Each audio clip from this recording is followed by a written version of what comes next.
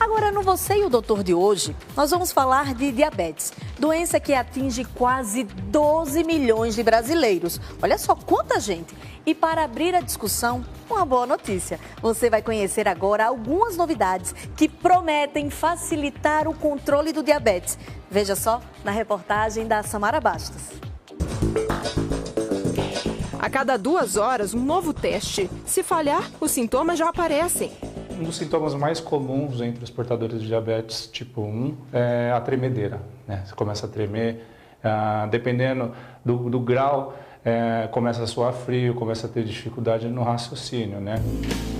Paulo descobriu o diabetes há 16 anos. Desde então, o controle tem sido rígido. Por essa gota de sangue, o aparelho mede o nível de açúcar no organismo. Sem medir, a gente fica sem saber exatamente o que está acontecendo no organismo, então fica bem complicado. Ter que picar o dedo e o abdômen para injetar a insulina muitas vezes atrapalha a rotina. Mas tudo isso daqui pode virar coisa do passado. A medicina já está de olho em novas tecnologias para tratar pessoas com diabetes. A novidade apresentada em um simpósio internacional de diabetes é esse leitor de glicemia. O aparelho funciona por 14 dias sem a necessidade de furar o dedo. Com esse aparelho, com rápido scan, ele tem a informação da glicemia dele no momento, das últimas 8 horas e da tendência da sua glicemia, se está estável, se está subindo ou se está caindo.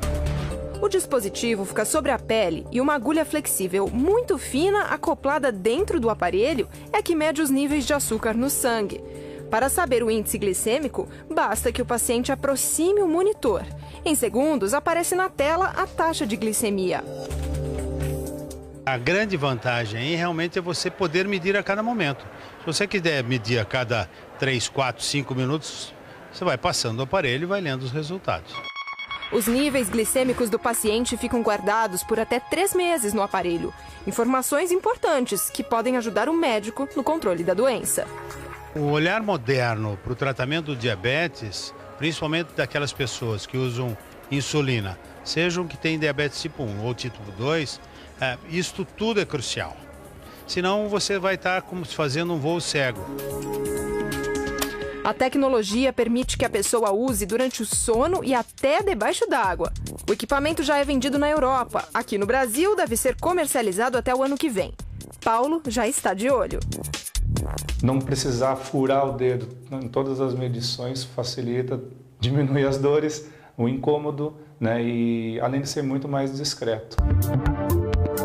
Outra novidade é a bomba de insulina. Agora ela está mais moderna. Se a taxa de glicose estiver muito baixa e a pessoa não perceber, o equipamento para de mandar insulina, desliga sozinho.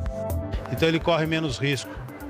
Este aparelho é o precursor do que já foi lançado na Austrália, em alguns países da Europa, que liga e desliga e que é assim a abertura da porta para o pâncreas artificial.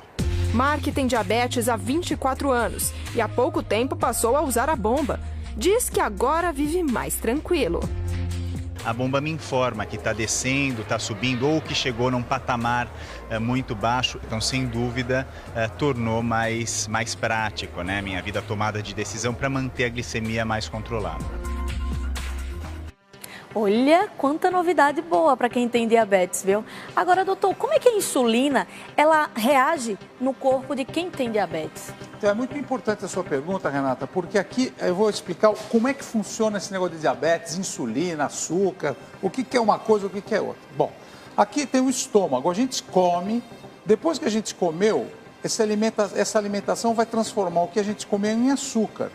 O açúcar, ele aumenta no sangue e aqui agora a gente tem açúcar dentro do sangue.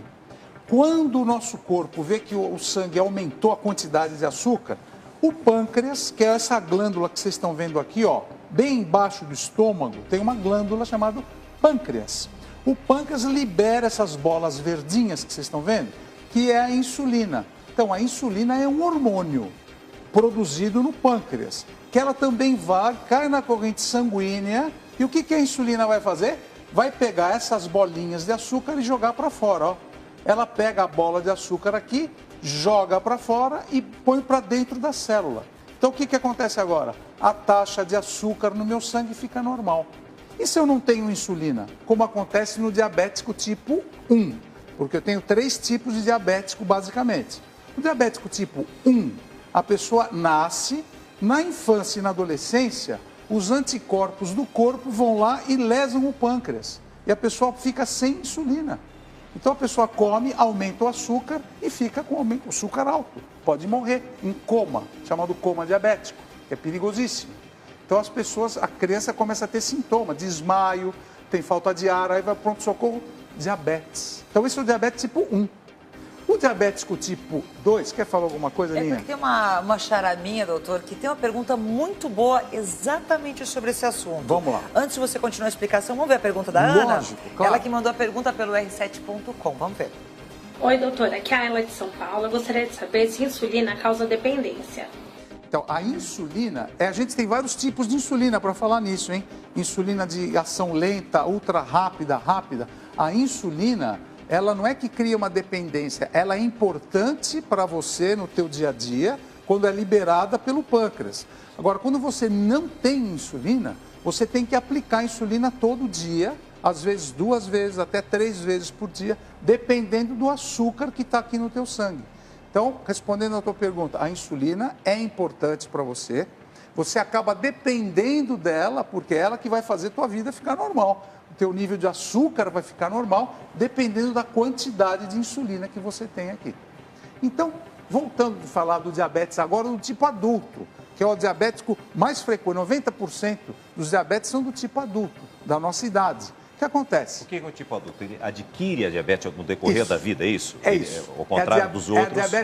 É o diabetes adquirido. Certo. Que aqui que vai entrar em muito sério o nosso assunto agora sobre o pré-diabetes. Então, muitas vezes, a pessoa que está andando na rua agora, que está vendo o nosso programa, não sabe que é pré-diabético, mas já tem no corpo sinais e sintomas que pode desenvolver o diabetes, que é o que eu quero mostrar aqui. Posso mostrar aqui? Por favor. Ótimo, Então, por olha favor. só que coisa interessante. Eu vou ficar aqui do lado do César. A câmera vai pegar agora aqui esse primeiro vaso sanguíneo, esse primeiro aqui, olha. Vamos ficar bem atento agora. Essas coisinhas brancas que vocês estão vendo é açúcar.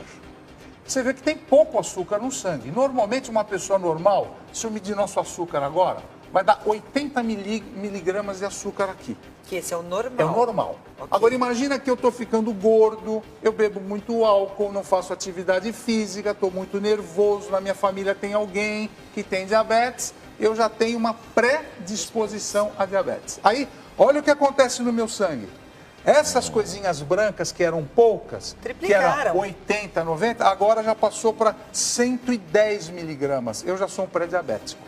E se eu não fizer nada na minha vida, se eu continuar a engordar, se eu continuar a beber e comer, aí vai encher mais dessas coisas brancas, que é o açúcar. Esse já é o diabético do adulto, que tem tratamento, não tem cura, mas tem tratamento para isso daqui. E tem sintomas? Tem sim. O diabetes, nessa fase aqui, que você já tem o diabetes, tem 3 P's. Vocês não vão esquecer mais isso. 3 P's. Polidípsia, poliúria e polifagia. Nossa, quanto Vamos falar agora em português, claro. Agora traduzido. Eu tenho muita sede, muita fome e tenho muita vontade de fazer xixi no banheiro. Pessoa que acorda durante a madrugada para ir ao banheiro. Muitas vezes, e precisa tomar água. Toda hora está tomando água. Nossa, acorda de noite, nossa, que sede, preciso tomar água. Peraí, doutor, agora você me deixou preocupado, porque eu sou uma pessoa que bebo muita água ao longo do dia, ao longo da noite, acordo pelo menos 2 vezes à noite para ir ao banheiro. Mas espera um pouquinho, mas você tem sede? Eu acho que é mais por hábito. Então, é hábito. Eu estou falando assim, aquela pessoa que está normalmente no dia a dia, nossa, eu estou com muita sede, boca seca, preciso tomar muita água. Vai toda hora fazer xixi e tem muita fome. Essa pessoa tem a síndrome do diabetes. Então, esse é o sintoma, Renata. Agora, o pior disso é aquela pessoa que sabe que tem na família alguém que tem algum problema, que está engordando, que está comendo mal, está comendo fritura, está bebendo muito álcool, comendo muito doce, começa a engordar, começa a ter esses sintomas que eu falei. Bom, tem que Agora, ligar. quais são as áreas mais afetadas no corpo humano? Boa pergunta. Eu agora aqui, eu vou mostrar para vocês quais são as áreas no corpo humano mais afetadas. Então, a gente tem aqui agora no meu lado o cérebro da pessoa que tem diabetes. o cérebro pode entupir os vasinhos sanguíneos e isso pode levar ao acidente vascular cerebral. Isso é uma doença muito frequente no diabético, é o AVC. Outro órgão importante que a gente tem, que é afetado pelo diabetes, é o coração. No coração, a gente também tem vasos sanguíneos, que são as artérias coronárias, e essas artérias coronárias, que estão representadas aqui também nesse meu diagrama, essas artérias podem entupir e o coração pode ter uma coisa chamada infarto, que muitos diabéticos têm também. Um outro órgão importantíssimo no diabético que é afetado são os rins. Os rins do diabético podem levar a insuficiência renal crônica e o indivíduo pode começar a fazer diálise, diálise hemodiálise, diálise peritoneal e até transplante de rim. Então, é um outro órgão muito importante. Agora eu vou falar de uma coisa importante do diabetes, que são os nervos, a parte sensitiva. Existe uma coisa chamada neuropatia diabética, que pega as mãos do diabético e pegam os pés do diabético. Aqui eu estou falando dos pés porque muitas vezes nós temos que amputar o dedo do diabético, chamado pé diabético. É quando o diabético não tem dor por essa neuropatia e a pessoa começa a não sentir direito. Aí bate, infecta e tem que amputar. E a última coisa que eu gostaria de chamar a atenção é a parte da imunidade. Os glóbulos brancos do diabético não funcionam direito. Então a pessoa pode ter pneumonia, septicemia, infecção urinária com mais facilidade. Então, sem contar aqui em cima, nos órgãos da visão, os olhos principalmente, a pessoa tem a retinopatia diabética, que afeta o corpo. Então vocês viram que o diabetes afeta o corpo como um todo. E esse é um problema de saúde pública. Doutor Sprois, nós temos mais uma pergunta de mais um telespectador, diretamente do r7.com/hoje em dia. Vamos acompanhar. Oi, doutor. Aqui é a Graça de São Paulo. Eu queria saber se diabético pode consumir açúcar mascavo, mel e caldo de cana. Diabético pode consumir mel, açúcar mascavo e caldo de cana? Não. Não pode? Não pode, Ana. Pelo seguinte, aqui tem a pirâmide alimentar. Essa pirâmide alimentar que vocês estão vendo, a base dela é atividade física, água, muita hidratação, principalmente para quem tem diabetes, tem que tomar água para se hidratar. Comer coisas frescas, legumes, fruta, precisa tomar cuidado com fruta, pera e maçã são muito boas, porque tem pouco açúcar. Até a Laura já veio aqui, a Tafma que tem diabetes, veio explicar tudo pra gente.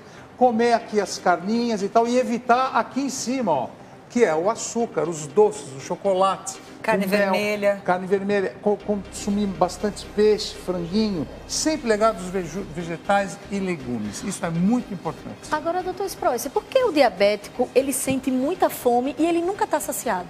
Ele come toda hora e nunca está satisfeito. Isso daí é por causa do hormônio dele. Tem um hormônio que é o... Você tem o hormônio do apetite e o hormônio que não dá o apetite. No diabetes é o contrário, o hormônio do apetite está muito alto no sangue. Então a pessoa tem que comer, parece que fica insaciável. É um problema metabólico do diabetes. Doutor, rapidamente, a pessoa que está nos vendo agora e que está preocupada, é possível detectar através de um exame de sangue se a pessoa tem propensão? É possível. Acorda em jejum de 12 horas, faz uma picadinha no dedo ou colhe no sangue, você já vai saber se você é normal, tem pré-diabetes ou se você tem diabetes. Obrigado, doutor Sprois. É um prazer. Uma alegria recebê-lo aqui. Boa semana, viu? Boa semana. Alegria e muita saúde, Brasil.